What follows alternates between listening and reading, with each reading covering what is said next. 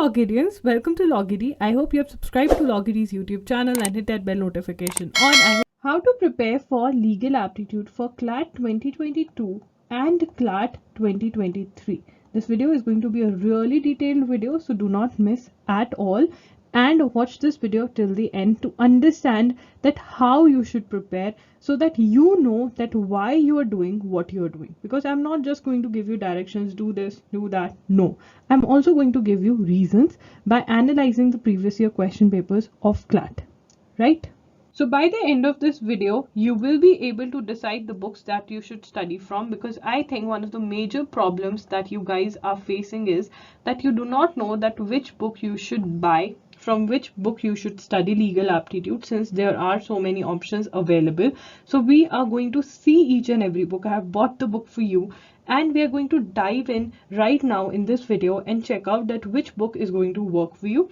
Right, next is things to be done to be a pro at solving legal reasoning questions. So I'm going to give you a step-by-step guide where I'm going to tell you that these are the things that you need to do, and you will be able to achieve your goal to be a pro at solving legal reasoning questions, and you'll be able to choose the correct answer quickly. Okay, let's get into this video. Let's see the kind of questions and pattern that is there in the CLAT exam. So there is this passage, and then there are these questions.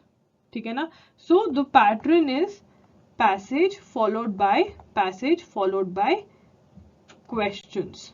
Okay, so we need to know this because accordingly we'll be preparing. So this is from CLAT 2020 exam. I've picked up one of the passages, right? So this is the format. You will be given passages followed by 4 to 5 questions. What is the easiest way to answer such questions correctly? Now let's quickly see this. Step 1, read the passage and understand the passage. Step 1 क्या है, हमारे पास passage दिया हुआ है. We have to read the passage plus understand the passage because the questions are related to the passage, and if we understand the passage, we'll be in a better position to answer the questions. Let's see what I'm trying to say. Here are some of the passages. Now this is the passage which deals with force majeure. This is the passage that deals with force majeure. Then we have a passage that deals with polluter pays principle, principle of strict liability, absolute liability, and then there are questions related to that, right? Under which of the following principles will the company LG Polymers be liable? ठीक है ना? तो अब यहाँ से ये questions लिए गए हैं. But अब अगर हम इसको पढ़ते हैं, let's read this passage first. The COVID-19 pandemic has taken the entire world hostage in less than 4 months, and the global economy has been hit the hardest, with the governments across the globe implementing stringent policies, including lockdown to control the coronavirus outbreak. The pandemic today presents unprecedented challenges and impediments to businesses in conducting their normal operations. The lockdown across the world has caused delays in the performance of contracts and transactions. Now, the question that arises is whether the current situation can enable parties to contract, alter the obligations with non-compliance of the terms, neither being regarded as a default committed by any of the parties or breach of contract. There are certain well-accepted practices for dealing with such extraordinary situations in commercial transactions by the inclusion of force majeure and material adverse effect MAE clauses. Determination of the types of circumstances so covered by force majeure clause contained in a contract is essential. Now what we see is that words like act of God, acts of God, right, transactions, right, contractual arrangements, right. So after reading this, one thing we can conclude, or I can tell you, is that there is a lot of legal terms or legal language which has been used, right. And if you know some of the words previously, अगर आपको पता है कि इसका meaning क्या है, तो understanding the passage is going to be easier. So how do we know those legal words before we land in the exam? What requirement क्या है हमारी? Having knowledge and understanding of common legal terms as well as legal terms used while discussing important current issues. ठीक है ना? हमारी requirement क्या है कि हमें legal terms समझ में आए. एक तो वो जो commonly used है, और दूसरी जो current affairs के अंदर discuss करी जा रही है due to one reason or the other. ठीक है ना? ड्यू टू वन रीजन और द अदर वो न्यूज में आ गई हैं, तो हमें उनके बारे में पता होना चाहिए। अब इसमें कोई डरने वाली बात नहीं है, you don't have to conduct a deep research, because thanks to the newspaper these days, thanks to the editorials जिसके अंदर हर चीज डिस्कस कर दी जाती है। And when we talk about current affairs, मैं आपको बार बार ही बोल रही हूँ that you are going to opt for a monthly magazine, monthly current affairs magazine also, plus read the newspaper also, right. तो हमारा वहां से भी कवर हो जाएगा, तो डरने वाली तो बिल्कुल ही बात नहीं है। तो हमें लीगल एप्टीट्यूड के लिए क्या करना चाहिए, how to understand easily is by reading newspaper every day. We have to read newspaper every day, we are doing that for the current affairs part, yes. So हमें ये लीगल एप्टीट्यूड पे भी help करता है। देखा ना कि वहां पे कितनी टर्म्स थी। अगर हम अपना जब भी न्यूज़पेपर पढ़ रहे हैं, whenever we come across a legal term, whenever we come across a legal term of which we do not know the meaning, what we have to do is we have to find the meaning. Now you'll say, in one day will I know the meaning of every word in the newspaper? No, it is impossible. धीरे धीरे धीरे धीरे करके you are going to make it, ठीक है ना? Like I was reading a book, it said making made. That is what is going to happen while you are making. You will one day you will see that most of the words in the newspaper you know about them because they're so commonly used, right? Number one is this, so you don't really need to be afraid. And again, when you're opting for a monthly current affairs magazine like that of GK Today, IAS Vision, what will happen is they only research about the law and they tell you, okay, this is the background. So that also can be done. But again, you have to cover the monthly news every month by reading the newspaper every day, right? And I've done those current affair videos. I don't want to dive into that for now. Just understand that reading newspaper is very, very important, and knowing the meaning of the words used in the newspaper is very important. And इसमें डरने वाली कोई बात नहीं है, क्योंकि हमारा जो मंथली करंट अफेयर मैगजीन है वो भी हमें बता देता है, बट दैट डजंट मीन कि हमने न्यूज़पेपर नहीं पढ़ना, बिकॉज हमें कहीं ना कहीं अपनी रीडिंग स्पीड भी तो इंक्रीज करनी है, right? Easy. Moving on, next we have that we need to have a basic understanding. We need to have an understanding of the basic laws. Now here I have used the word understanding and I'm writing it again because I mean it, that you need to understand the laws, not learn.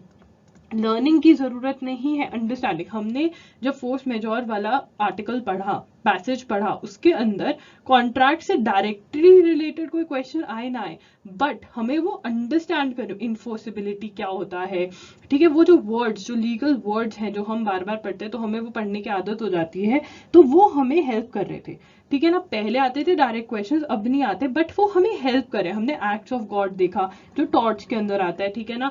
Even strict liability, absolute liability torts में cover हो जाती है हमारी, ठीक है ना? तो torts, contract, criminal law and Indian constitution, मैं ये रब कर देती हूँ सो दैट आपको क्लियर कट दिख जाए।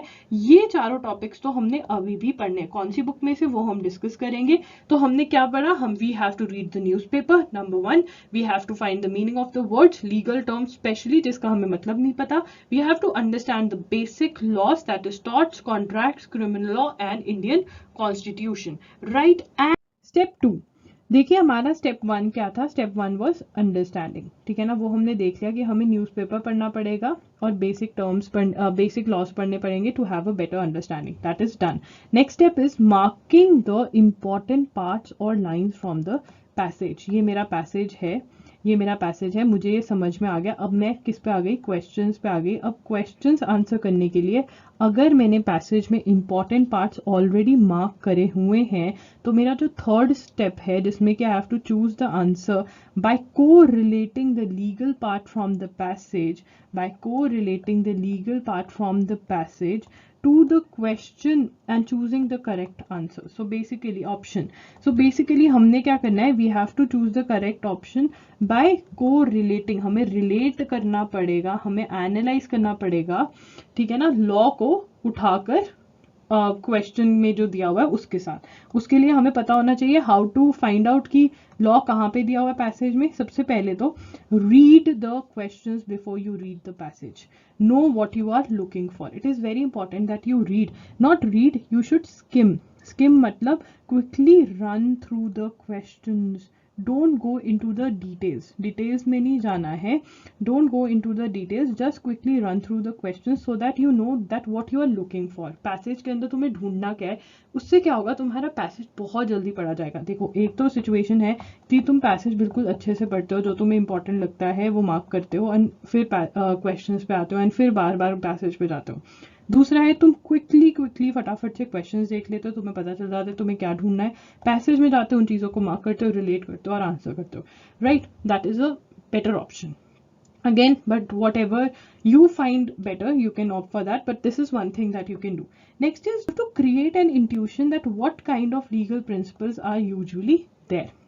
ठीक है ना। अब लॉ, लीगल प्रिंसिपल्स क्या है, बेसिकली लॉ जो दिया हुआ है, ठीक है ना। फोर्स मेजोर के बारे में बात करी गई, उन्होंने फोर्स मेजोर जो था वो डिफाइन किया हुआ था कि क्या है क्या नहीं है, किन सिचुएशंस में आता है, किन में नहीं आता, वो सब कुछ दिया हुआ था, राइट, पैसेज के अंदर ही। और फिर जो क्वेश्चंस थे उसमें जब तुम जा रहे थे तो तुम रिलेट कर पा रहे थे पैसेज को क्वेश्चन से, and then you were arriving at the correct option answer, ठीक है ना। अब ये कैसे होगा, ये इंट्यूशन कैसे डेवलप होगी, practice. So that is why I am telling you that previous year question papers of CLAT उठाओ, और जितने भी लीगल रीजनिंग के क्वेश्चंस वहां पे दिए हुए हैं, लीगल रीजनिंग के क्वेश्चंस कौन से होते हैं, मैंने आगे फोटो भी डाली हुई है, प्रिंसिपल एंड फैक्ट लिखा होता है, प्रिंसिपल फैक्ट, ठीक है ना। Principle is the law, fact is the situation, जो तुम्हें अप्लाई करके आंसर ढूंढना होता है। तो प्रीवियस ईयर क्वेश्चन पेपर्स में से लीगल एप्टीट्यूड का जो पार्ट है, वो आपने सारा का सारा सॉल्व करना है, right. You have to solve all the questions so that you get to know. फिर वो जब करोगे ना, आपको सब पता चल जाएगा कि ठीक है, प्रिंसिपल ऐसा सा होता है, मुझे कैसे सॉल्व करना है। Even I have done a video on how to solve legal reasoning वाले जो क्वेश्चंस है, you can watch that, very easy, nothing difficult, but you have to practice. For example, we have this passage here again from CLAT 2020, ये obscenity की बात करता है, और इसके अंदर दो टेस्ट है, एक तो हिकलिन टेस्ट है, ठीक है ना, और एक दूसरा आपका कम्युनिटी कौन सा था, यस, कम्युनिटी स्टैंडर्ड्स टेस्ट है। अगर मैं फटाफट से क्वेश्चंस देख लूं, यहाँ पे एक तो ये लिखा हुआ है, इसमें इतना बड़ा पढ़ने के बजाय, will the alleged picture qualify as an obscene material in India.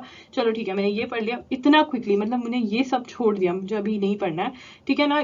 Okay, find the difference between Hicklin test and community standard test. Okay, find the issue of obscenity is fundamentally related to which of the following, fine, consider the following situation, ठीक है। तो मैं and से पढ़कर देख लूंगी, तो मुझे यहाँ से पता आ गया कि मुझे हिकलिन टेस्ट और कम्युनिटी स्टैंडर्ड टेस्ट की डेफिनेशन तो अच्छे से यहाँ से ढूंढनी है, और इंडिया में अगर कुछ अलग सा दिया हुआ है तो वो भी मुझे मार्क करना है, ठीक है ना। तो जब मैं पढ़ती हूँ यहाँ से, the issue of obscenity has vexed the courts in India and abroad for a long time now, the intruding question has always been the same, that is what should be the standards to qualify something as obscene in the eyes of law. The United Kingdom, way back in 1868, the court laid down the Hickling test and held that the test of obscenity is whether the tendency of the matter charged as obscenity is to deprave and corrupt those whose minds are open to such immoral influence and into whose hands a publication of this sort may fall.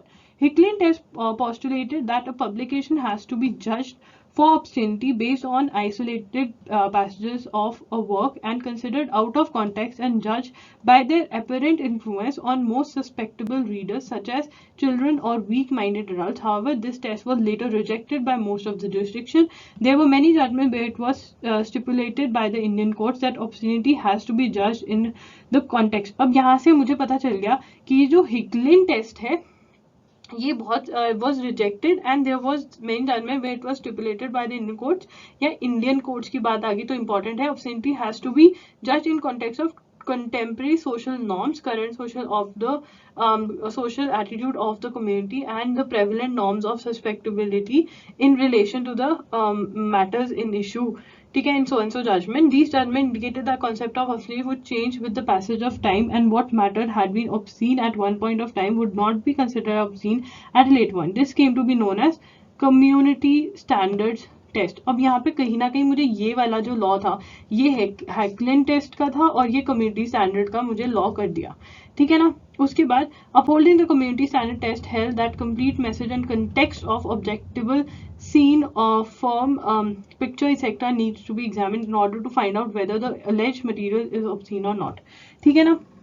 एक तरह से यहाँ पे मुझे principal खुद mark करना है, यहाँ पे मुझे प्रिंसिपल खुद मार्क करना है और फिर उसके बाद उसको रिलेट करना है क्वेश्चन से, ठीक है ना। फिर आगे भी मुझे क्वेश्चन में सिचुएशन दी हुई है और जो मुझे लगाना है, ठीक है ना। तो मुझे आई हैव टू फाइंड, तो मेरी I have to do what I was doing earlier, but अब मेरे लिए चीज़ें थोड़ी सी लेंदी कर दी गई हैं, मेरे लिए नहीं सबके लिए, ठीक है। थोड़ी सी lengthy, no doubt things are a little lengthier, things are a little lengthy, but वो मेरे लिए नहीं सबके लिए है, नंबर वन। बट कर मैं वही रही हूँ कि I have to find the principle and then apply to the situation, कर मैं वही रही हूँ, nothing has change. So a lot of people say, oh, the pattern is not the same. Why should we solve previous year question papers? Because they are in ample, number one. Number two, they are the basics. You can, if you directly start solving these kind of questions, you will find things difficult. But अगर वो solve करके ये solve करने पे आते हो, बहुत easy लगेगा, तुम्हें लगेगा कोई difference ही नहीं है, right? So what we learn is that we were doing what we were doing पहले भी, but now things have changed a little, but जो हमें skill develop करना है वो पहले वाला ही करना है। देखो, जो तुम्हारे प्रीवियस ईयर क्वेश्चन पेपर्स हैं उसमें ऐसे क्वेश्चंस आते थे, प्रिंसिपल, फैक्ट्स, ठीक है ना, ये लॉ दिया हुआ है, nothing is an offence by reason of any harm it may cause to another person if it is done in good faith and for the benefit of that person even without the person's consent, right. तो हम ये मतलब अगर तुम ये वाले question solve करोगे and फिर ये सिचुएशन दी हुई है, A is attacked by a lion and lion drags him while he's crying for help. B, a passerby picks up A's gun in good faith and fires at lion, which injures A. B has never used the gun before. Now think like this, right? ये वाले question है, तुमको ये तो बहुत ही easy है। जब ये आते थे, people used to find, candidates used to find this also very difficult. The question that I have read out is a little easier, right? So ये जब ऐसे question solve करोगे, you will develop the instinct that okay, law ऐसा सा दिखता है, ये मुझे ऐसे apply करना है, मुझे law निकालना ऐसे, ये mark करना है। I have done a video on how to solve these kind of questions. Please watch the video. It is going to really help you, right? Sorted. तो डरने वाली भी बात नहीं है, because हर जगह passages नहीं है। देखो, आपके कुछ क्वेश्चंस ऐसे भी थे जिनमें पैसेज नहीं था, डायरेक्ट लॉ दिया हुआ था, जैसे यहाँ पे आर्टिकल 20 की बात करी हुई है, ठीक है ना। तो if you, what I mean to say is that if you practice from previous year question papers your legal reasoning questions, it is going to help you a lot. Let's see quickly how to prepare. देखिए, step 1 is reading newspaper every day. Whenever you come across a new legal word, try to find the meaning. Right. Next is understand all the basic laws, that is torts, contracts, criminal law, Indian constitution. Step 3 is to practice legal reasoning questions from previous year question papers. Right. Which book you need to study from, we are going to discuss that soon. अभी next वही है, right? Reading the newspaper के अंदर, yes, you have to read the newspaper. Please watch the video जो current affairs से related मैंने करी है उसके अंदर. So if you are worried that how will you research about the terms or the important things, look, जो छोटी छोटी terms है, the small terms that you need to find yourself. But if it is a detailed law, that is covered by the editorials or your current affairs monthly magazine that you're using, right? Okay. One small tip here is mark all the important points in the first reading itself. I'm talking about these laws that you're going to study in the first reading itself, so that you can revise again and again and again quickly. Now, one thing that you should keep in mind for everything, whatever you are reading for any subject, not only for even for your boards, if you are in your 12th or you're studying otherwise, make sure that whenever you read something for the first time, mark properly, so that the next time you have to read it, you don't have to go dive in deep, but you can quickly revise. So that is what you need to do. This is a tip which is going to really help you. Which books for legal aptitude? Now this is the most important part. Let's dive in and see the books. Okay. Talking about the very first book out here, this is the book which has previous year question papers of CLAT, AILT, PU, 5-year and 3-year law entrance exam and Delhi University. I have the 2020 edition and it has the question papers. Let's see question papers कौन से इनके अंदर. So you can see that it has CLAT 2008 से लेके CLAT 2019 का question paper, then NLU Delhi के भी 2008 से 2019 तक का है. पंजाब यूनिवर्सिटी के भी क्वेश्चन पेपर्स हैं यहाँ पर आपके 2009 से लेकर 2019 तक के, ठीक है ना. और उसके बाद आपके दिल्ली यूनिवर्सिटी के भी लॉ पेपर्स आपके हैं 2008 से लेके. दिल्ली यूनिवर्सिटी के हैं आपके 2018 तक के. You should go for this book. So basically, if you are if you want to solve the legal aptitude part, from the previous year question papers, then you can consider buying this book and solving principle and fact type of questions only from the previous year question papers of CLAT. Right, that one can do. Price of this book is $6.99. Right, moving on to the next book. So now we are going to talk about this book, that is LA and LR by AP Bharadwaj. This is a legal awareness and logical reasoning book, a very famous book. So let's get and see the index of this book very quickly. Yes, so we have the index of this book. Now one of the problems that students face when they study from this book is there's a lot of repetition. ठीक है ना, जैसे यहाँ पे for example legal awareness and introduction के अंदर आपको constitution के बारे में बताया हुआ है, इंपॉर्टेंट चीज़ें डिस्कस करी हुई हैं. उसके बाद दोबारा कॉन्स्टिट्यूशन के बारे में बताया हुआ है, तो वो रेपिटेशन बहुत ज़्यादा हो जाती है, तो बच्चे कंफ्यूज हो जाते हैं. बाकी इसके अंदर आपके टॉर्ट्स लीगल रीजन आपके जो टॉपिक्स हैं जैसे law of torts, for example again legal reasoning में दोबारा बच्चे कंफ्यूज हो जाते हैं कि हमें ये लीगल रीजनिंग के टॉपिक्स पढ़ने चाहिए या डायरेक्टली हमें law of torts, civil law, criminal law, Indian constitution के जो पर्टिकुलर टॉपिक्स हैं वो आपको कवर करने होते हैं. ये मैं बता रही हूँ कि इस बुक में से ये पर्टिकुलर टॉपिक्स आप कवर करो and then you are done. अब इस बुक की डिसएडवांटेज हमने बात कर ली कि रेपिटेशन है, तो वो टॉपिक्स आप क्रॉस आउट कर सकते हो. मैंने स्पेसिफिक वीडियो भी करी हुई है आपको इस बारे में हेल्प करने के लिए. में जो बेस्ट पार्ट है वो ये है, आप देख रहे हो यहाँ पे लिखा हुआ है legal reasoning previous year question papers, questions not papers, questions 2018 से 2008 से 2019 तक. तो ये मुझे इसकी बेस्ट पार्ट यही लगती है कि इसमें आप देखो यहाँ पे आपका कॉन्स्टिट्यूशन लॉ चल रहा है. कॉन्स्टिट्यूशन लॉ हो गया, ठीक है. कॉन्स्टिट्यूशन लॉ के आपके क्वेश्चंस आए, उसके बाद ये सब कुछ जंप कर सकते हो आप, ठीक है ना. Legal awareness previous year question papers, ये अगर आप सॉल्व लीगल अवेयरनेस के नहीं हमने सॉल्व करने, हमें ज़्यादा इंपॉर्टेंट हैं लीगल अवेयरनेस नहीं. हम सीधा यहाँ पे जंप करेंगे इस बुक के लीगल रीजनिंग जो पार्ट 2 है. लीगल टर्म्स एंड मैगजीन्स आप पढ़ सकते हो, जिसके अंदर लीगल रीजनिंग एंड इंट्रोडक्शन है वो आप स्किप कर सकते हो एंड डायरेक्टली आप लॉ ऑफ टॉर्ट्स पे आ सकते हो, ठीक है ना. डायरेक्टली लॉ ऑफ टॉर्ट्स पे आओगे, ये सारा आप पढ़ोगे, उसके बाद आप क्वेश्चंस देखोगे लॉ ऑफ टॉर्ट्स से रिलेटेड, ठीक है ना. नेक्स्ट मूव हो गए सिविल लॉ पे, दैट इज़ कॉन्ट्रैक्ट्स. तो कॉन्ट्रैक्ट्स के बाद इन्होंने फिर लीगल प्रिंसिपल ऑफ एक्ट वाले क्वेश्चंस दिए हुए हैं, ठीक है ना. उसके बाद क्रिमिनल लॉ आता है आपका, ये क्रिमिनल लॉ चल रहा है. क्रिमिनल लॉ के बाद दोबारा आपके फैक्ट और सिचुएशन बेस्ड क्वेश्चन आते हैं, ठीक है ना. उसके बाद आपके स्टार्ट हो जाते हैं ये questions, that is legal reasoning के क्वेश्चंस फ्रॉम 2019 टू 2008 से 2019 तक. 2020 का क्वेश्चन पेपर आपको लॉगिरी पे मिल जाएगा. तो ये टोटल क्वेश्चंस देख लेते हैं कितने हैं आपके. ये क्वेश्चंस हो जाते हैं, जस्ट अ मिनट देख लेते हैं. तो ये आपके अराउंड 583 क्वेश्चंस हैं, और अगर हम सारा मिला लें तो अराउंड इस बुक में आपके 1000 के अराउंड क्वेश्चंस होंगे प्रिंसिपल एंड फैक्ट वाले. मुझे इस बुक की यही सबसे अच्छी बात लगती है. बट अगर आपको रेपिटेशन नहीं पसंद है तो आप अवॉइड कर सकते हैं. देखिए, एक तो होता है कि आपके पास ये बुक है, अगर ये बुक है it is a good book.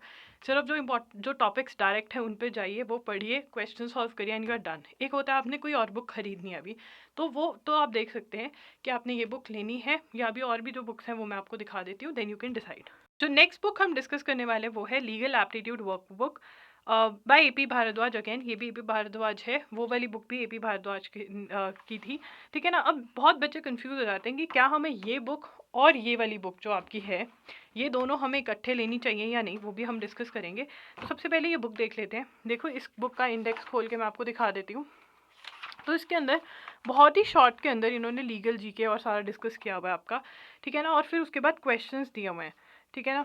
देख लेते हैं. ये देखिए आपका सारा लीगल जीके का पार्ट डिस्कस किया हुआ है, थोड़ा टॉर्च, क्रिमिनल लॉ, ये सब कुछ डिस्कस किया हुआ है, ठीक है ना. फिर उसके बाद जूरिस्प्रूडेंस जो आपको रियल पढ़ने की ज़रूरत नहीं है, ठीक है. उसके बाद आपका कॉन्स्टिट्यूशन लॉ के क्वेश्चंस आ जाते हैं, public international law, civil law, मतलब हर पार्ट के अलग अलग क्वेश्चंस दिए हुए हैं.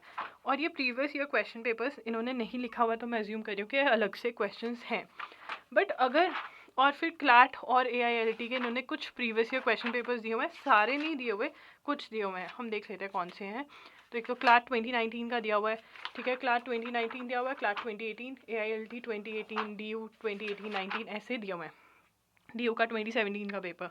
तो बेसिकली ये वर्कबुक है, और इसके यहाँ पे प्रीवियस ईयर क्वेश्चन पेपर्स नहीं हमें मिल रहे, ये हमें, और ना ही यहाँ पे लिखा हुआ है इन्होंने, आई थिंक यहाँ पे लिखा हुआ है introducing new proposed pattern legal aptitude sample paper तो एक सैम्पल पेपर ही है बस, जो नए पैटर्न के अकॉर्डिंग है, तो ज़्यादा वो नहीं है, राइट। तो मतलब सिर्फ बस इतना सा पार्ट है जो नया पैटर्न के अकॉर्डिंग है, 5 to 6 पेजेस। तो अगर आप if you have this book then it is better, and you don't really need to buy this book unless and until you don't really want to practice more and more.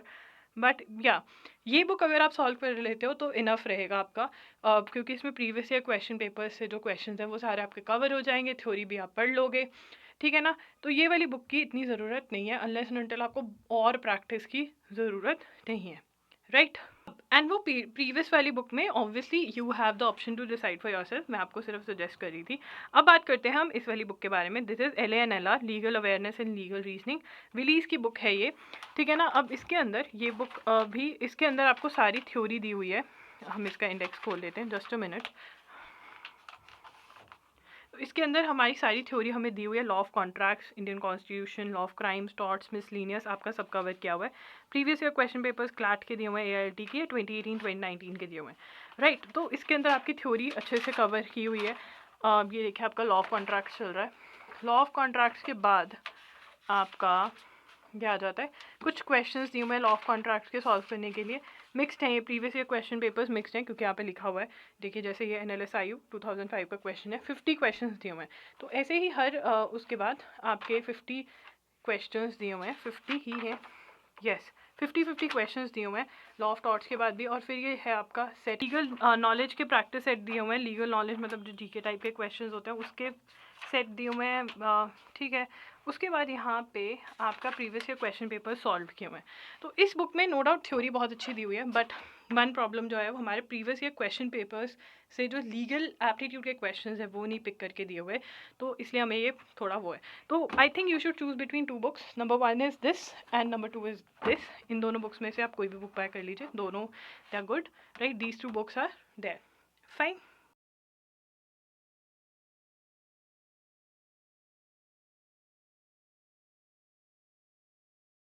Topics and sources of the passages, तो हमारे around 7 passages आए थे 2020 के CLAT exam में, and they were the topics that they dealt with were force majeure, polluter pays principle, principle of strict liability, absolute liability, principles of natural justice, Palghar mob lynching incident, common intention, ex post facto laws, right? So basically what I can tell you from here is that if you would have read the newspaper of 2020, even from January till June, you'll see these topics coming in, right? So polluter pays principle, strict liability, absolute liability, all of this was in news when LG Polymers, the Visakhapatnam case where gas leak took place, happened in 2020. So what we can see is that concepts were picked up from the newspaper. तो अगर हम newspaper पढ़ रहे हैं हमें benefit करेगा, वो obviously करेगा। अगर हमें पैसेज समझ में आ गया, अगर हमने वो टॉपिक के बारे में पहले से पढ़ा हुआ है न्यूज़पेपर के अंदर, तो won't it be easier to understand? Obviously. So the thing that we learn from here is number passages, the topics are from the newspaper, right? So it is beneficial because ये जो topics हैं ये कहीं ना कहीं newspaper में से थे, ठीक है, या फिर वेबसाइट्स में थे, उन वेबसाइट्स से लिए गए थे जो लॉ से डील करती हैं, लॉ रिलेटेड इश्यूज से डील करती हैं, या फिर जो करंट अफेयर्स न्यूज़ के बारे में बताती हैं, या उन जर्नल से लिए गए थे या मैगजीन से, राइट? तो कहीं ना कहीं अगर हम न्यूज़पेपर पढ़ रहे हैं तो हमें न्यूज़पेपर सिर्फ करंट अफेयर्स के लिए नहीं बेनिफिट करेगा, वो हमें लीगल एप्टीट्यूड के लिए भी बेनिफिट करेगा।